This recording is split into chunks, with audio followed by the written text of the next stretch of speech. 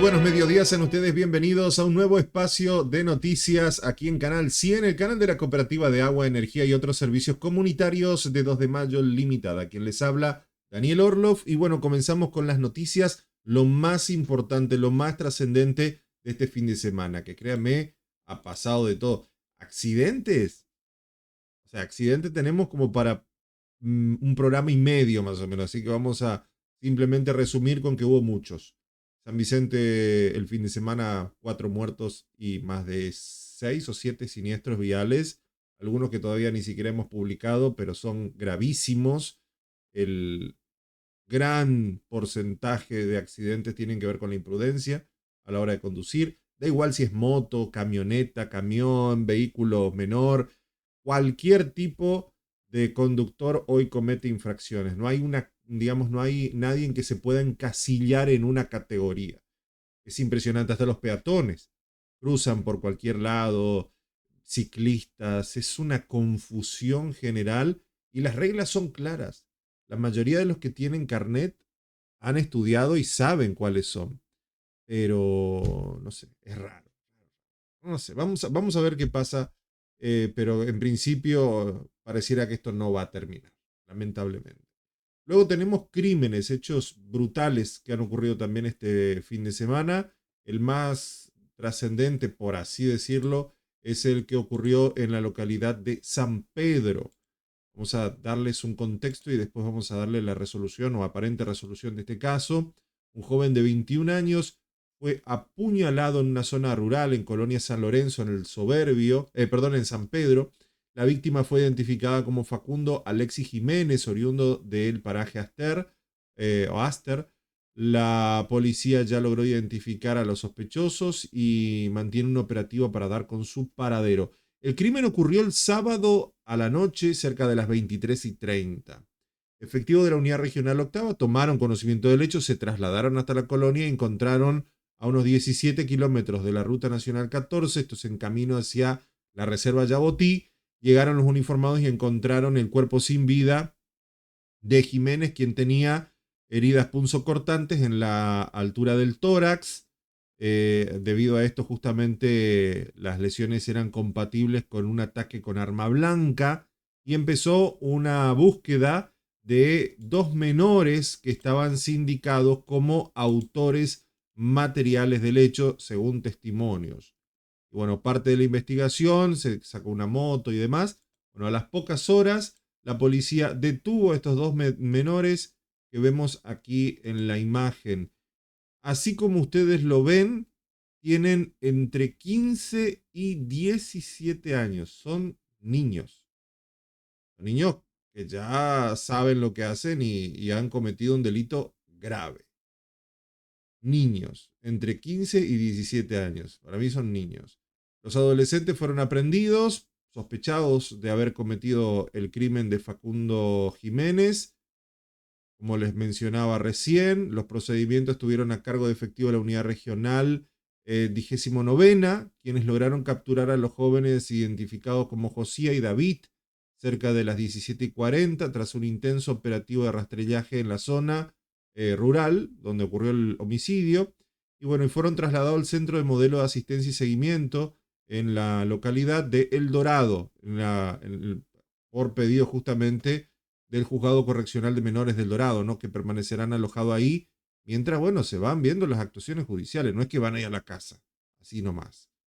Y todos los vehículos van a estar sometidos a peritaje y, bueno, todo lo necesario para esclarecer el hecho y tratar de evitar cualquier tipo de dudas dentro de esta circunstancia fatal. ¿Qué pasó? ¿Cómo pasó? Da igual. Hay una persona que falleció. Es una locura. Un chico de 15 y 17 años apuñala a alguien. Porque yo puedo entender un arma, es un poco loco lo que cuento. Porque un arma hay como una disociación del disparo y la muerte, por lo general. Y más si una persona está un poco empastillada o alcoholizada, hay una disociación de lo ocurrido porque uno entiende que al apretar un gatillo una persona muere, pero hay como una distancia. En cambio, con un puñal es una cosa más personal. O sea, estás ahí, sentís cómo entra el puñal en una persona. Entonces, que un chico de 15 o 17 años apuñale a otro y lo mate con intenciones de matarlo, ya sea porque tenía bronca, ira, por defensa, lo que sea, es plenamente consciente de lo que está haciendo. Es plenamente consciente porque está viendo a la otra persona, está a muy corta distancia de la otra persona y es capaz de hacerlo sin ningún problema. Eso es algo que es muy fuerte. O sea, para un niño me refiero, a una persona adulta entrenada o que depende del estilo de vida, pero fuerte, gente. Hay situaciones peores, con mucha más sangre y con mucho más historiales en San Vicente, San Pedro, el Soberbio, pero no hay índices de querer bajar este tipo de cosas. Es como los siniestros viales, ¿no? O sea, no hay índices que bajen, todo va a la alza, cada vez más violencia, cada vez más agresividad. Bueno, vamos con más información. La fiscalía, a ver si acomodo bien esta imagen, no sé si quiere que le acomode la imagen, pero bueno, la fiscalía, dos fiscales en realidad, pidieron que no se le dé la prisión domiciliaria a Cristina Fernández de Kirchner. La solicitud se realizó, los fiscales Diego Luciani y Sergio Mola estuvieron hoy en el Tribunal Oral Federal número 2 y solicitan que se le dé directamente condena en la causa de vialidad. Recordemos que esta es una de las 13 o 14 causas que tiene, Dólar Futuro, Tesur, bueno, se le van a ir sumando otras causas. Y bueno, según fuentes judiciales, el dictamen no es vinculante para el tribunal, se entregó a media mañana del martes y los fiscales argumentaron que no advierten razones humanitarias que justifiquen conceder una medida excepcional como la prisión domiciliaria. A ver, entendamos que cualquier persona que pasa los 70 años tiene prisión domiciliaria, pero por una cuestión de salud. Es decir, si la persona tiene que hacerse diálisis, si tiene o es electrodependiente, o tiene que ser asistida por un doctor de manera urgente, por una cuestión prioritariamente de salud. Si la persona está bien, está con sus capacidades intelectuales intactas, puede tener una, digamos, comer, ir al baño solo, etcétera, etcétera, va a una cárcel común, o sea, una cárcel por ahí más VIP, más alejada del resto, pero va a una cárcel. No queda en una vivienda, como ocurre con el caso de Cristina, que propuso incluso su propio departamento. No creo que pase eso. Puede ocurrir a futuro, puede ocurrir a futuro. ¿Por qué en Buenos Aires? Porque ella tiene domicilio en Buenos Aires. Muchos dicen, ¿por qué no va al Calafate o no va a otro lugar? Lo que pasa es que esos son domicilios viejos. Ella tiene el domicilio actualizado en Buenos Aires. ¿Se acuerdan que ella iba a ser candidata en Buenos Aires?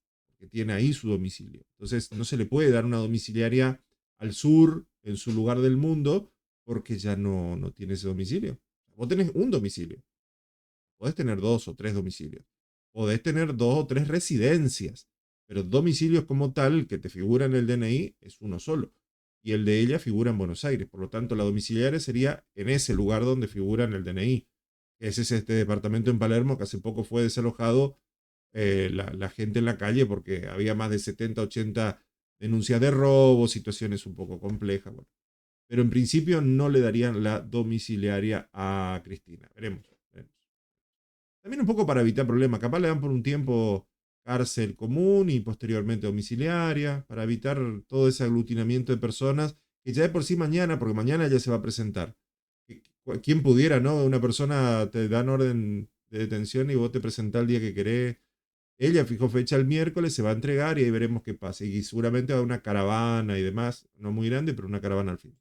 Bueno, cambiamos de tema. En Oberá, una familia perdió todo tras un incendio de su vivienda. En estos días que hace un poco más de frío, por ahí los aparatos eléctricos, las cocinas eléctricas, las cocinas a leña, todo esto es un cóctel para situaciones donde lamentablemente si estás viviendo en una situación precaria, en un domicilio con instalaciones eléctricas muy básicas, lo más probable es que te termine teniendo un cortocircuito, o se quemen los cables, o se queme la propia cocina. Y lo mismo pasa si utilizas alcohol, por ejemplo, para determinadas cocinas que necesitan etanol o para cualquier otro elemento que utilicen para calefaccionarse. Tengan mucho cuidado, traten de tener siempre, si tienen un aire acondicionado de cierta cantidad de frigorías, calorías, de tener un sistema fuerte, de conexión fuerte directamente desde el medidor para poder garantizar que no haya una sobrecarga en la tensión o en sus líneas que le terminen afectando.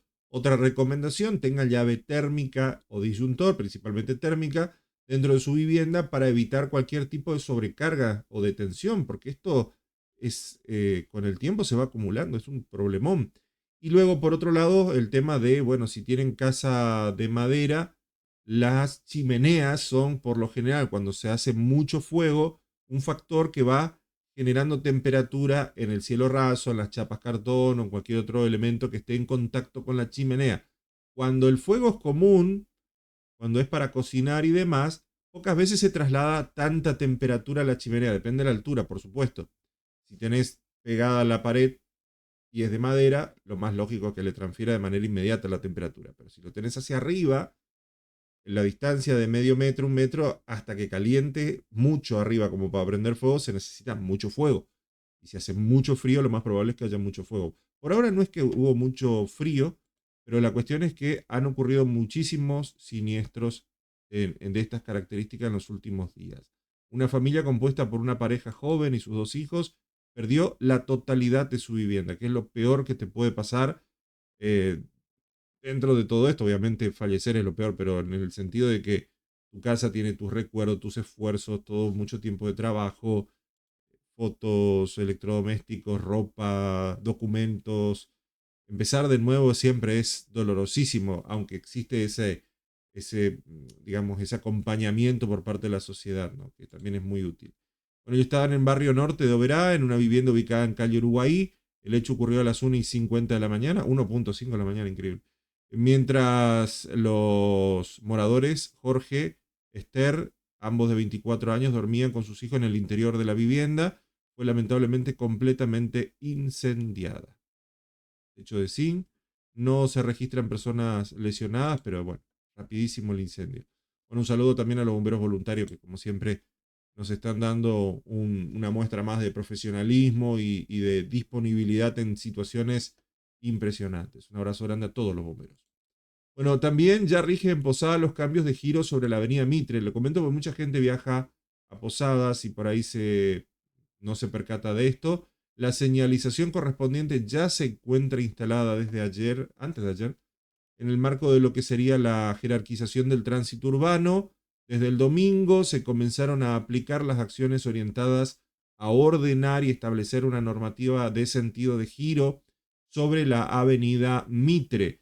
Esta medida cuenta con el sustento legal en base a un decreto, el 466, que busca mejorar la seguridad vial y la fluidez del tránsito. Tanto Posada como muchas otras localidades se han quedado chicas. Acá tenemos el decreto 466 de cómo girar. Les digo esto porque esto no se va a ver reflejado en el GPS. Yo sé que mucha gente va a Posada y se conoce Posadas, pero hay gente incluso que se guía por el GPS. El GPS doble aquí y vos te mandás, y no es así como es actualmente.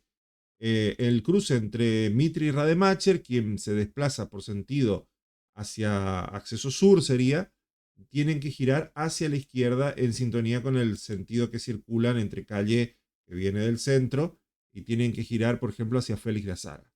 Tienen acá estos giros, ¿no? No podés, por ejemplo, girar desde Rademacher directamente a Félix de Azara porque te encontrás con contramano. Entonces vos venís por Rademacher, tenés que tomar Mitre y luego girar hacia calle Buenos Aires para evitar cualquier tipo de situación, ¿no?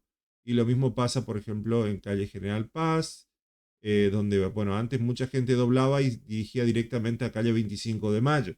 Esto ya no es más así, 25 de Mayo ahora es contramano, bueno, hay un montón de giros acá, ustedes lo pueden ver en pantalla, creo que lo van a entender si lo ven acá en el dibujo más que si yo se los explico. Por si tienen que viajar para allá o lo que sea. Oberá fue detenida por, escuchen, esto es increíble, por romper una vidriera para robar lencerías y prendas íntimas. Tenía una noche especial, no tenía dinero, dijo, más sí, lo quiero, lo veo. La mujer intentó resistirse al arresto usando su taco como arma contra los policías.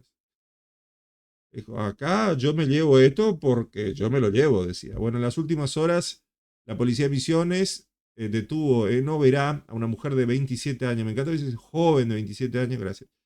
Tras romper una vidriera, perdón, de una reconocida tienda de lencería y llevarse cajas con prendas íntimas, perfumes importados, una copa de vidrio y una botella de champán. No sé las intenciones que tenía la señora, pero dijo, acá está el combo que estoy buscando.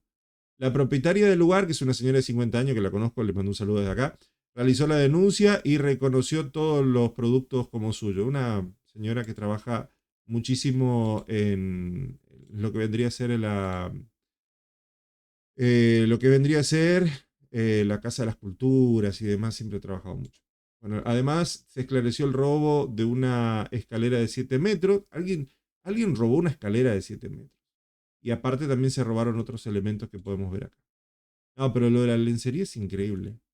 Mira, lo que pasa es que la tienda no se dedica a la venta de lencería. Esto quiero hacer una aclaración. O sea, vende de todo. Por ahí tenía ese combo ahí y la señora dijo, esto lo llevo porque lo llevo. Bueno, tras muerte de los hermanitos por influencia en Paraguay, miles de paraguayos acudieron a vacunarse. El deceso de 2 paraguayos encendió la alerta en la población y como estamos en frontera, también tenemos que entender esto. 2 hermanitos de 6 y 12 años fallecieron por graves complicaciones por la influenza tipo A o la gripe tipo A. Según confirmaron autoridades sanitarios, los chicos no estaban vacunados, llegaron al centro de salud en estado crítico y bueno, lógicamente allá el Instituto de Previsión Social de Encarnación, la doctora Vanessa Sayas, destacó la importancia de la inmunización para evitar cuadros gripales graves. Y bueno, en Paraguay es muy fuerte. Bueno, acá en 2 de mayo también tengo entendido que muchísima gente lamentablemente pasó situaciones de influenza. Más de 5.000 personas se inmunizaron en solo los últimos 2 días en esa región. Acá en las escuelas sé que hay muchísimos chicos que no asisten por estar enfermos con influenza o por gripe A. Fuertes vientos y lluvias afectaron a la zona centro, árboles caídos en Campo Ramón durante la madrugada de hoy. Se registraron inclemencias climáticas en nuestra región. No hubo daños materiales ni víctimas, pero sí se reportaron caídas de ciertos árboles, como en este caso en la ruta 103. Ahí fue la policía, bomberos voluntarios, estuvieron trabajando desde la unidad regional 2 de Oberá por las fuertes ráfagas. Ya anoche se escuchaba fuerte el viento. Muy, muy fuerte. Y lamentablemente vamos a tener tiempo así, con una humedad asquerosa, como dicen, humedad feísima, prácticamente por toda la semana. Hoy, mañana, pasado, no sé si tanto, hoy creo que es el último día de frío, mañana no va a ser tanto frío, pero lamentablemente la humedad va a seguir. Santa Fe maniataron y le robaron al hermano del gobernador Máximo Puyaro. Los ladrones habían cortado la luz para poder ingresar. Obviamente no tenía intenciones que le filmen las cámaras, aunque las cámaras hoy tienen sistema de batería, es medio complicado, pero bueno. Se llevaron en efectivo hasta el DVR de las cámaras. Ocurrió en un barrio cerrado de la localidad de Piñeiro. Hay gente que todavía tiene DVR. Muchas de esas cámaras se guardan por internet, o sea, transmiten. Yo conozco varios country, por ejemplo, que tienen Starlink, al internet satelital, el Starlink conectado a una especie de UPS con una batería de gel que funciona con cortes de luz y las cámaras guardando las imágenes en la nube con un código y demás. O sea, por más que te roben las cámaras o corten la luz, todo sigue funcionando y transmitiendo por internet por varias horas. Que te lleve el DVR, por ahí el disco rígido te servirá para algo, pero las imágenes quedan guardadas en internet. 3 delincuentes ataron de pies y manos al hermano del gobernador de la provincia de Santa Fe, Maximiliano Puyaro, y a su esposa durante el robo en la casa. El hecho ocurrió en la noche del domingo en un barrio cerrado, en la localidad santafesina de Piñero. Según informaron los medios locales, los ladrones entraron del barrio conociendo todos los detalles. Esto fue en Pinares del Sur, donde habrían cortado la luz, y fue sorprendido cuando él intentó verificar si el inconveniente era solo de su casa. Típico, cortó la luz y decís, voy a ver si no son los fusibles de afuera. Y sale y lo emboscan, claro. No, pero allá lejos veo que hay luz, debe ser acá nuestro pilar. Y en vez de alumbrar, ver qué onda antes de salir, nada, debe ser un problemita de mi casa. Salí, hay 3 tipos encapuchados, claro. 2 de los atacantes lo obligaron a ingresar para maniatarlo junto con su esposa. Los delincuentes se llevaron dinero en efectivo, bueno, como le decía, lo que es las cámaras de seguridad y demás. Con las pertenencias se escaparon minutos después de las 22. Las víctimas resultaron ilesas, pudieron liberarse y alertar a la policía de este robo, el cual obviamente sufrieron lesiones, pero nada que reviste de gravedad. Fuerte. Milei volvió a hablar con Netanyahu, y le comunicó su apoyo en la ofensiva de Israel contra Irán. Ambos mandatarios conversaron nuevamente después de que el argentino volviera de su gira. La charla telefónica se dio ayer por la tarde. Israel le informó cómo fue la operación bélica de los últimos 3 días, que bueno, son 3 días, un poco más. El presidente Javier Milei volvió a hablar con el primer ministro de Israel luego de la visita que mantuvo en ese país la semana pasada. Yo lo había comentado en el programa pasado, un pequeño resumen de qué es lo que está pasando entre Irán e Israel. Irán está enriqueciendo uranio. Vos lo podés sacar de la tierra. Cuando lo sacás el uranio tiene entre 0, algo a 2%. Esto se enriquece el uranio mediante un proceso. Luego ese uranio se utiliza para centrales nucleares, para producir electricidad, cosa que Irán hace mucho, pero no se necesita más del 5% de enriquecimiento. Ya con el 5% tenés por 300 o por 500 años de electricidad. Es un poco difícil que necesites más que eso. O sea, podés enriquecerlo más, hasta un 20%, pero el rendimiento energético va a ser igual, no cambia con el 20%. Lo que podés hacer con un enriquecimiento de uranio en un 20% es ocupar menos cantidad para distribuir en generación de más centrales nucleares, pero no más que eso. Entonces, llama mucho la atención que Irán está avanzando en un 60% de enriquecimiento de uranio. Por lo que tengo entendido, ya habían enriquecido más de 500 kilos, que ya es, solo con unos gramos enriquecido al 60% es para hacer bombas sucias, por ejemplo. Se le dice así, bomba de destrucción, por ejemplo, una bomba sucia. Se le dice así, no es porque sea sucia, sino porque la toxicidad radioactiva es a nivel del suelo. Alcanza como para destruir a todo San Vicente. Y no por explosión puntualmente, sino por radiación. Entonces, uno puede llevar una mochila, inmolarse, y esa radiación afectar prácticamente a una comunidad entera, como si fuese todo San Vicente. 2 de mayo lo barre. Para que se dé una idea, detonando en ruta 11 podría afectar hasta Tealera o más, para que se dimensione cuánto se puede arrastrar. Nuestra geografía, por ejemplo, la radiación en cierta medida, como es un tipo de vapor, no una radiación lineal como puede ser a corta distancia, sí es lineal, pero en cuanto a los gases y en cuanto a la contaminación, se extendería por muchísimos kilómetros y tardaría cientos o si no miles de años en desaparecer. Entonces, les estuvieran advirtiendo, Estados Unidos estuvo hablando con Irán. Israel no aguantó, dijo, muchachos, basta ya, y empezó a atacar estratégicamente, supuestamente, en ciertos lugares. ¿Qué pasó hoy? Porque a toda esta introducción que ya lo he comentado, viene lo de hoy, que no lo he visto en los medios todavía, pero sé que desde ayer se viene comentando. Estados Unidos envió 32, hablan más de 20, pero yo les doy el número exacto, 32 aviones cisternas a Medio Oriente, más los que ya tienen allá.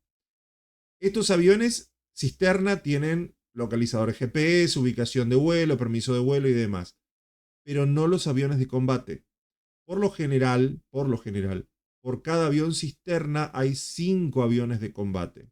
O sea que estamos hablando de si hay 32 aviones cisterna yendo a Medio Oriente, que son para abastecer los aviones en vuelo para no tener que aterrizar, 32, multiplíquelo por 5 o por 10, dependiendo de la situación. El avión cisterna es mucho más importante, muchísimo más importante que los aviones de combate. Porque sin avión cisterna no hay avión de combate, ya que allá en Medio Oriente no hay pistas donde aterrizar y los pilotos están entrenados para estar muchas horas de vuelo. Aparte, tienen todo dentro de los aviones para poder estar mucho tiempo en vuelo, y estos aviones están preparados para tener muchas horas de vuelo, más los aviones modernos. Por lo tanto, enviar 32 es una locura. Que envíen 5 ya es mucho. 32 aviones de reposición de combustible a Medio Oriente supera toda la lógica. Así que veremos cómo sigue la situación, porque no es fácil, ¿eh? Acá creo que tengo una pequeña noticia. Infobae lo comparte. En vivo, una nueva incursión de aviones israelíes destruyó decenas de lanzamisiles y otras estructuras en Irán. Las fuerzas de defensa también eliminaron radares situados al oeste del territorio persa. La ofensiva lleva ya 5 días y controlan el espacio aéreo sobre Teherán. Sí, Israel tiene un potencial ofensivo aéreo muy poderoso. Irán no tanto. Em, las defensas de Israel son mucho más fuertes. El sistema de defensa.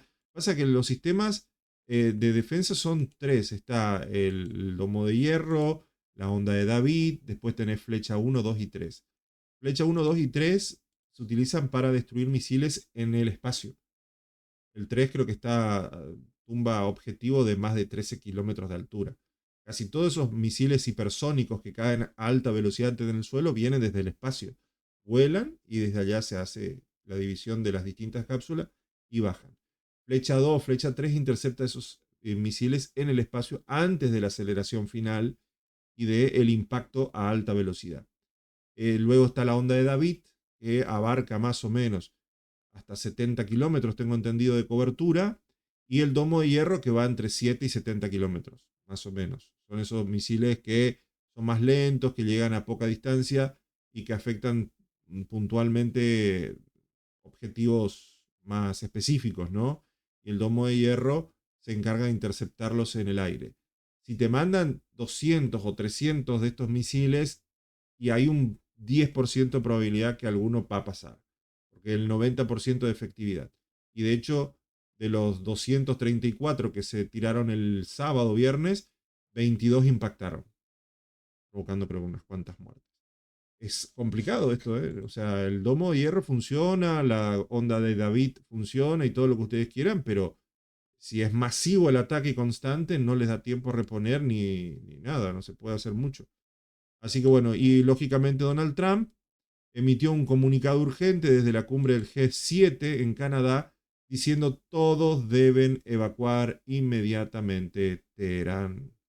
Él creo que dice algo así como que lamenta a las víctimas y que no hayan llegado a un diálogo y deben a tomar acciones de manera inmediata. Y esto sumado a los 32 aviones de reposición de combustible que envió.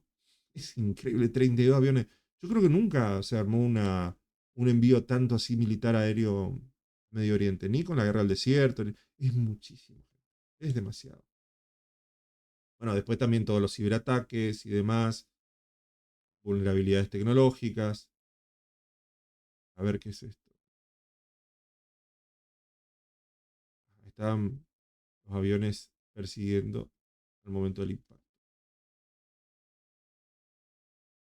Otro impacto. La Fuerza de Defensa publicaron imágenes de una célula militar persa que atacó una aeronave no tripulada y fue abatida sobre el territorio iraní. Confirmaron la eliminación de una célula de soldados iraníes que disparó misiles antiaéreos contra un dron israelí sobre territorio iraní. Claro, porque muchos de estos drones están a una cierta altura con cámaras. No hablamos de drones como los que se pilotan, son drones del tamaño de un colectivo. Están a mucha altura con una estabilización de imagen térmica y demás. Estas imágenes térmicas son para la prensa, en blanco y negro. Esta es la secundaria o terciaria. Las principales vos ves como si fuese de día, ¿eh? O sea, hasta con color de noche. Esta le mandan a la prensa para que no haya un contraespionaje.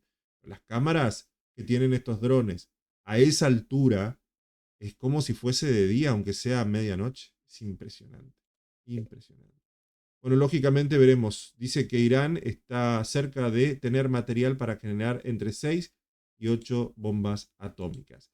¿Esto es como Irak? Es una muy buena pregunta. Se decía que tenían armas de destrucción masiva y al final no las tenía.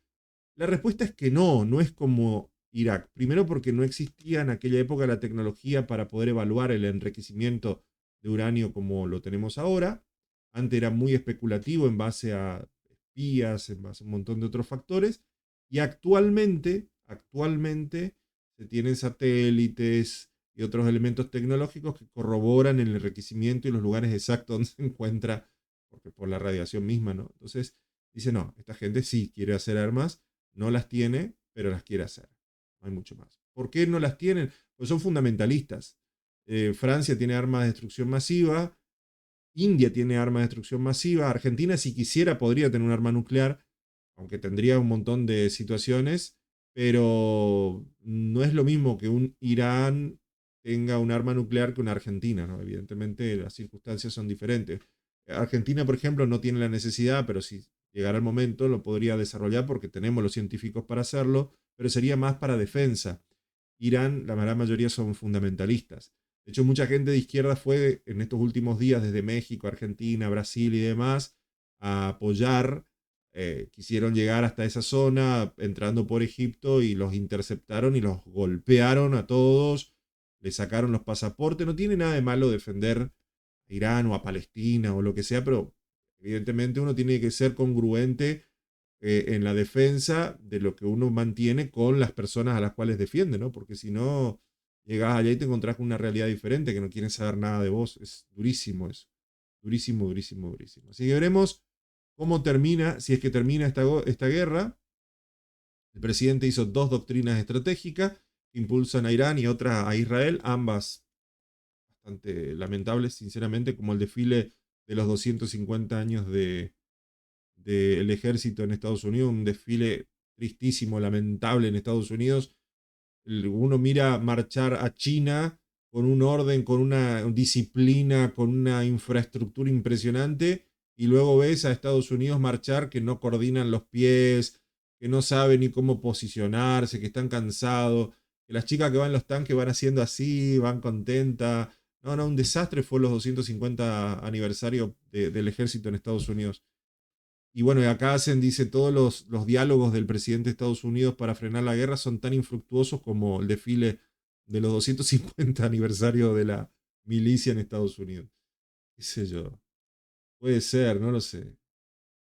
Bueno, ellos quieren presionar, principalmente el Hezbollah, ¿no? Que son los grupos que buscan, fundamentalistas, que buscan de alguna manera tener estas armas de destrucción masiva. Veremos cómo continúa esta situación, si se logra frenar o si escala a un punto ya sin retorno y quizás estemos a las puertas de una tercera guerra mundial, porque si atacan, recuerden que hay países como China y Rusia que también tienen intereses.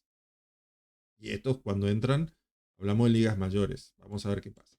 Señoras y señores, muchas gracias por haber compartido este programa con nosotros. Es un resumen, no entré en todos los siniestros viales de nuestra región porque son un montón y quedan un montón de cuestiones pendientes. Mañana no hay sesión de Consejo Deliberante y solo reunión de comisión, por lo tanto no hay transmisión y nosotros nos encontramos el viernes a partir de las 20 horas aquí en Canal 100 y en simultáneo con nuestro canal de YouTube para que ustedes sigan informados a manera de resumen, para no estar todo el tiempo con la toxicidad de la tele y de las radios y de todos los medios.